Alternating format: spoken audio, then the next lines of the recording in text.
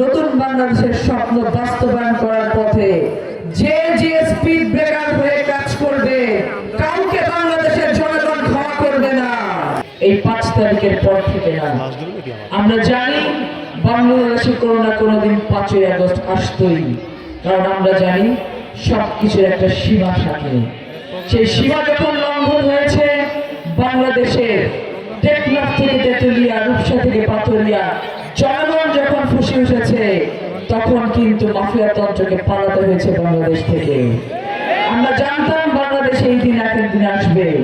দীর্ঘ 15-16 বছর ধরে বাংলাদেশ জাতীয়তাবাদী দল একটি নতুন বাংলাদেশ গড়ার জন্য কাজ করেছে, গবেষণা করেছে। আমরা ঘরে ঘরে গেছি, এলাকায় গেছি, মহল্লায় গেছি।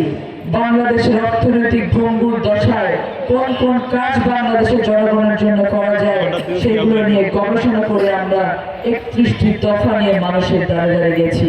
মানুষকে বলেছি, যেদিন বিএনপি রাষ্ট্র ক্ষমতা পরিচালনার দায়িত্ব পাবে, ঠিক পরের দিন থেকে এই 31 দফা বাস্তবায়নের কাজে যাবে ইনশাআল্লাহ।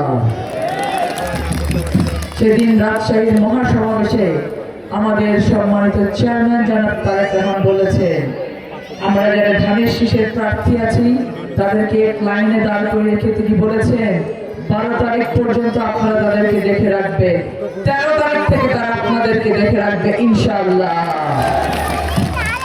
বাংলাদেশ গড়ার পথে, নতুন বাংলাদেশের স্বপ্ন দেখার পথে, আমাদের বাংলাদেশের নতুন বাংলাদেশের স্বপ্ন বাস্তবায়ন করার পথে যে যে স্পিড ব্রেকার হয়ে কাজ করবে কাউকে বাংলাদেশের জনগণ ক্ষমা করবে না।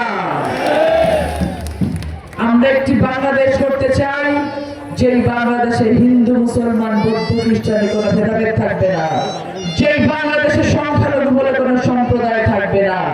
আমার পাসপোর্টের রং সবুজ, ওই কাকিমা যিনি সিঁদুর মাথায় দিয়ে বসে আছেন তার পাসপোর্টের রং সবুজ। আমার জাতীয় পরিচয় পত্রে যে তথ্য লেখা আছে, আমার ওই কাকা তার কিন্তু জাতীয় পরিচয় পত্রের একই তথ্য লেখা আছে। আমরা সকলে পরিচিত হতে চাই কেবল এবং কেবলমাত্র বাংলাদেশী হিসাবে, আর কোনো পরিচয় নাই। একটি রাষ্ট্র, একটি সরকার যত ধরনের অধিকার তার নাগরিককে দিতে পারে, প্রত্যেকটা অধিকার আমরা নিশ্চিত করবো আমাদের ভবিষ্যৎ বাংলাদেশে ধর্ম, বর্ণ, দল, মত সকল কিছু উঠে গিয়ে ইনশাআল্লাহ।